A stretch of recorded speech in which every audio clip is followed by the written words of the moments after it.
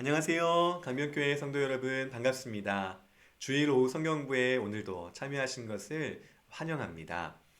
오늘 우리가 또 좋은 번연의 철로 역정을 계속 읽어가며 우리에게 어떤 유익을 주실지 또 기대하며 오늘 공부를 시작해 보도록 하겠습니다. 오늘은 철로 역정의 9번째 시간으로 말뿐인 허풍쟁이의 믿음 챕터를 함께 보겠습니다. 우리가 지난 시간까지 이 사망의 음침한 골짜기를 빠져나온 크리스천의 이야기를 배웠습니다. 또 그 길 가운데 자기와는 조금 다른 길을 걸어왔지만 역시 하늘 도성을 향하여서 함께 가고 있는 이 신실이라는 동역자도 만난 것을 우리가 읽었지요. 오늘은 그 신실과 함께 이제 그 길을 계속해서 나아갈 때 허풍쟁이라고 하는 이 한 사람을 만나는 일에 대하여 그 이야기에 대하여 함께 보겠습니다. 이 말뿐인 허풍쟁이 크리스천과 신실이 길에서 만나게 되었습니다.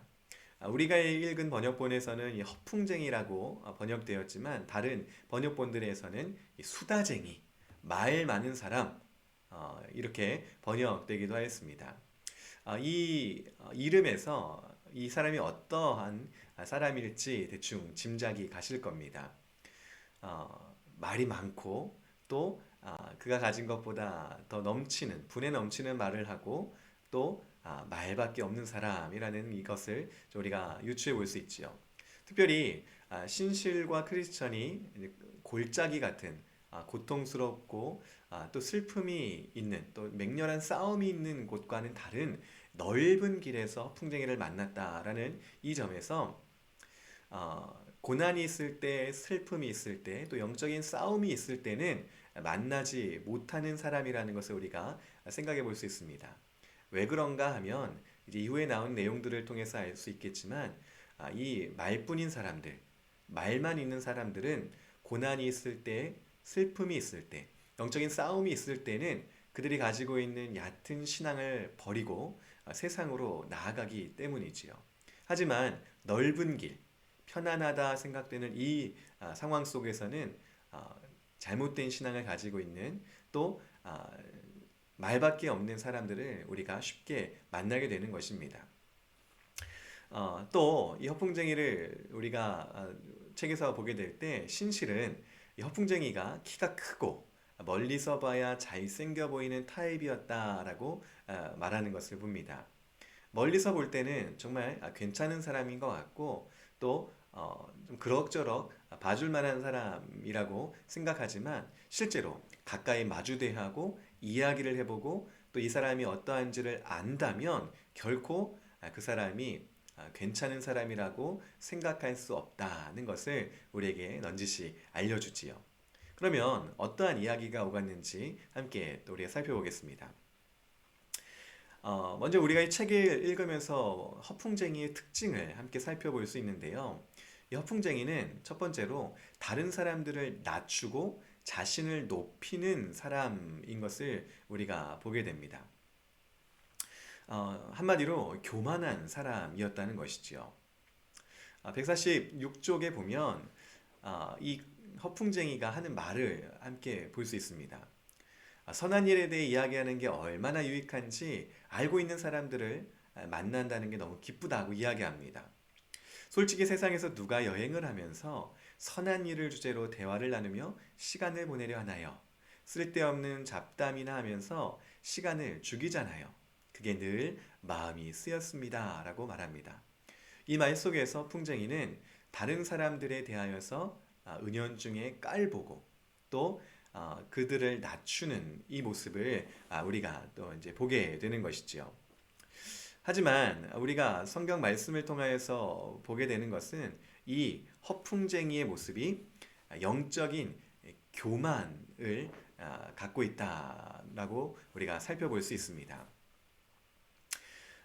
잠언 16장 18절의 말씀에서 교만은 패망의 선봉이요 거만한 마음은 넘어짐의 앞잡이니라 라고 말씀하였습니다.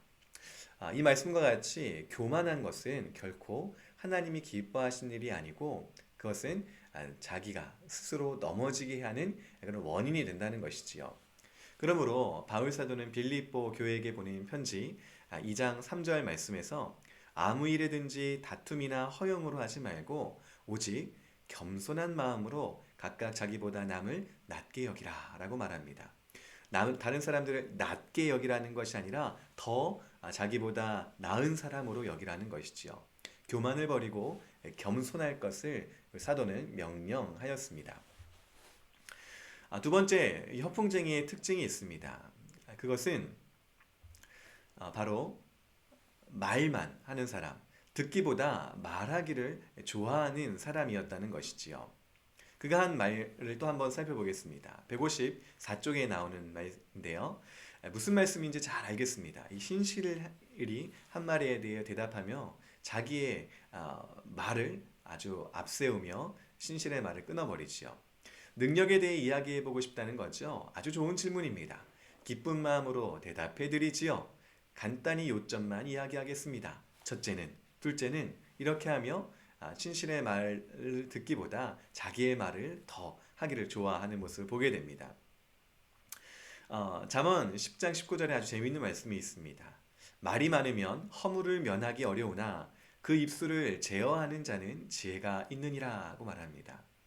우리가 듣기보다 말을 하기를 좋아할 때 실수를 하기 쉽고 또 그 말에 자기가 올무가 되어서 걸려 넘어지는 일이 있다 하는 것이지요. 오히려 말하기보다 듣는 것이 낫다는 것을 성경 말씀은 우리에게 말해줍니다. 세 번째, 허풍쟁이의 특징이 있습니다. 그것은 바로 많은 지식을 그가 자랑하고 있었다는 것이지요. 그의 말을 또 한번 들어보겠습니다. 뭐든 원하는 주제를 골라보세요.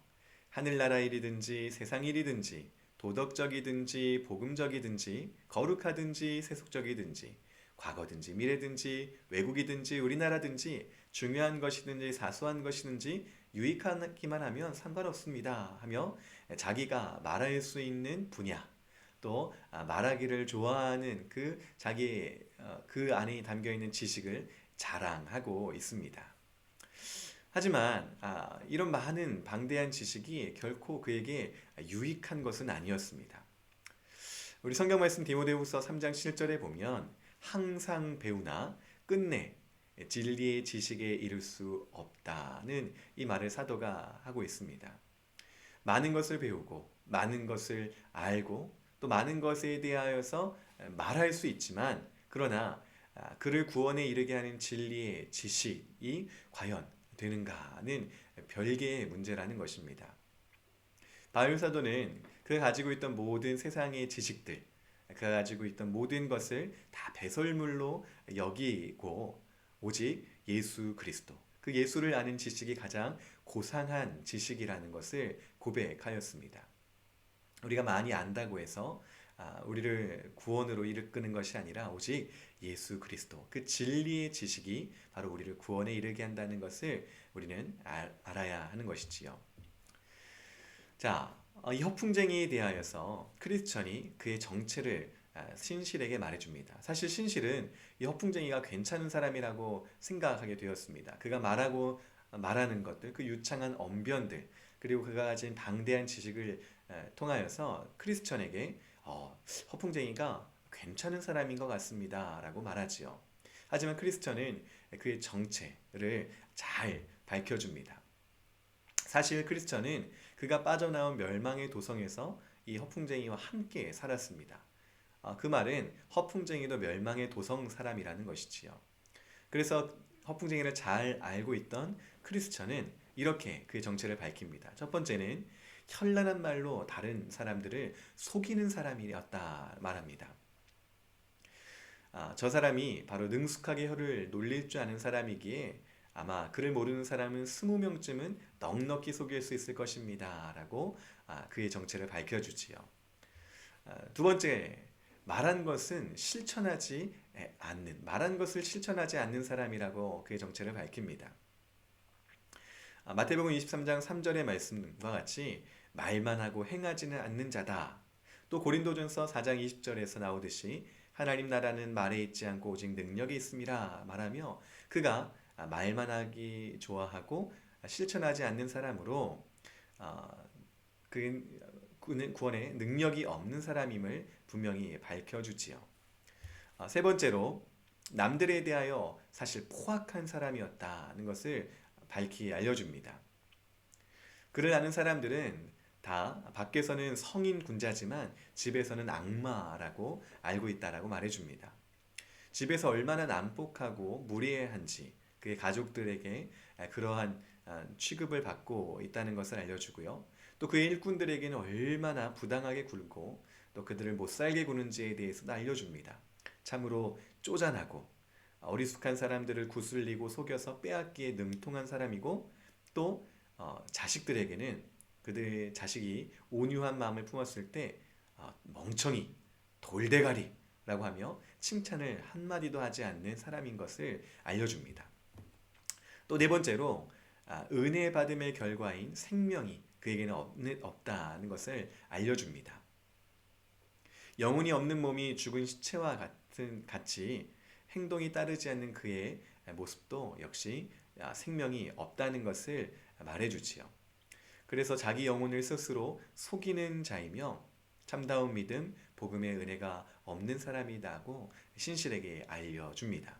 그러면서 크리스천이 조언을 한 가지 해주는데 옆에 가서 다시 이 허풍쟁이와 말을 해보라고 합니다. 그런데 이번에는 어떠한 것에 대해서 말을 해야 될지에 대해 알려줍니다. 그 주제는 바로 신앙의 능력에 대해서 진지하게 이야기해 보는 것이지요. 그러면 그의 정체를 바로 알 수 있을 것이라고 이야기해 줍니다. 크리스천의 조언처럼 신실은 이 허풍쟁이에 가서 이야기를 계속합니다. 주제는 역시 크리스천이 말해준 대로 신앙의 능력이었습니다. 신실은 이 허풍쟁이에게 먼저 구원의 은혜의 역사에 대하여서 질문을 합니다. 구원의 은혜가 나타났을 때 어떤 역사가 일어나게 되냐 하는 것이지요. 허풍쟁이는 자기가 아는 지식대로 말을 합니다. 구원의 은혜의 역사가 있을 때는 죄와 격렬하게 부딪히고 또 복음의 신비에 대한 지식이 있을 것입니다 라고 말합니다. 하지만 신실은 그의 정체를 이미 알았기 때문에 그의 말 속에서 잘못된 점을 바로잡아 줍니다. 구원의 은혜의 역사가 있을 때 죄와 격렬하게 부딪힌다 라고 말했지만 사실 그것만으로 충분한 것이 아니라 우리의 심령이 죄를 아주 혐오하고 아주 싫어하는 그러한 감정적인 변화에 대하여서 신실은 말합니다. 또 복음의 신비에 대한 지식이 있다라고 말하지만 그것만으로 충분하지 않고 그 지식에 따른 하나님의 뜻을 행하는 그런 행동, 그러한 모습이 있어야 한다라고 바로 지적해 주지요. 내가 죄인임을 아는 그 수치감을 얻는 이런 모습과 또 하나님께서 베푸시는 구원에 대하여 간절한 열망이 있는 이러한 우리 심령의 변화에 대하여서 신실은 허풍쟁이에게 말합니다. 그리스도를 믿는다는 경험에서 나오는 고백과 그 고백에 합당한 삶에 대하여 허풍쟁이에게 말해주죠. 허풍쟁이는 이에 대해서 점점 얼굴을 붉히며 점점 대답을 하지 못합니다. 그의 정체가 점점 드러나는 것이지요. 두 번째로 신실이 허풍쟁이에게 질문할 때 그럼 구원의 은혜의 증거가 그에게 있냐고 물어봅니다. 허풍쟁이가 갖고 있는 이 지식이 아니라 정말 그 지식에 걸맞는 그의 경험, 그의 삶에 나타난 증거에 대해서 물어보는 것이죠. 제가 말씀드린 은혜의 역사가 나타나는 경험을 해보셨는지요? 알고 있는 지식의 말과 행동과 일치하고 있나요? 라고 질문을 합니다. 이 질문에 대하여서 허풍쟁이는 대답하지 못합니다. 결국 허풍쟁이는 신실을 떠나가 버리죠. 자기의 길을 그대로 가버리는 모습을 보여줍니다. 이후에 크리스천과 신실은 대화를 합니다. 이 대화 속에서 신실은 자기가 잘못하면 이 허풍쟁이에게 속을 뻔하였다. 그리고 그에게 그래도 복음에 대하여서 그 구원의 은혜의 증거와 또 역사에 대하여서 바로 말한 것은 참 잘한 일이었다라고 크리스천에게 말해줍니다. 크리스천은 이에 대해서 아주 잘하였다 칭찬해주고 또 요즘 우리의 시대에 이렇게 말뿐인 자들이 얼마나 많은지에 대하여서 한탄하며 또 그것을 분별할 것을 신실에게 말해주지요. 두루뭉술하게 넘어가니까 신앙을 폄하하는 자들이 많아진다. 또 입으로는 믿음을 부르짖지만 방탕하고 거짓된 행실을 함으로 그런 수다쟁이 같은 멍청이들이 많아졌다. 그리고 그런 허풍쟁이 같은 인간들 때문에 세상이 혼란스러워질 수밖에 없고 교회를 혐오하게 되고 예수님의 이름에 먹칠을 하는 이런 것을 한탄하고 또 그런 모습이 우리에게는 없어야 되겠다라고 신실과 대화를 나누지요. 우리는 오늘 이 부분에서 우리의 모습이 어떠한지 또 우리의 현실이 어떠한지를 생각해 봐야 합니다. 이미 요한 사도가 우리에게 말하였듯이 사랑하는 자들아 영들을 다 믿지 말고 오직 영들이 하나님께 속하였나 분별하라. 많은 거짓 선지자가 세상에 나왔다라고 하는 이 사도의 말을 곰곰이 생각해 볼 필요가 있습니다.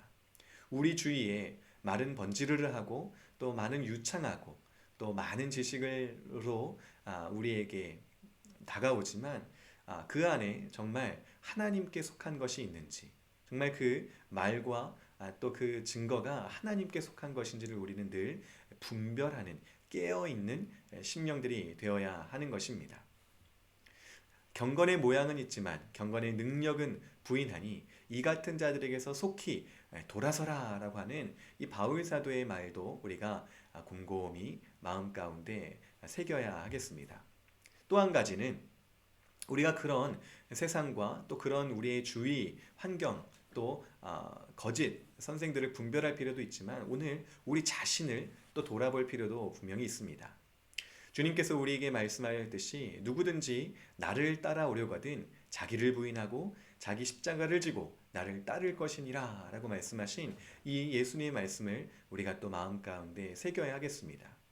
오늘 우리는 들은 말씀대로 행하고 있는지 우리가 가진 생각, 그 구원의 이해를 우리 삶에서 실천하고 있는지 또 우리가 말하고 고백하는 대로 살고 있는지를 이 시간 한번 생각해 봐야 하는 것입니다. 존 버년의 시대에도 역시 말만 번지르르한 허풍쟁이들이 많았습니다. 오늘 우리의 시대도 별반 다르지 않습니다. 우리가 그들을 분별하고 또 오늘 내가 그런 허풍쟁이가 되지 않도록 우리 자신을 돌아보며 또 점검하는 귀한 시간이 되기를 원합니다.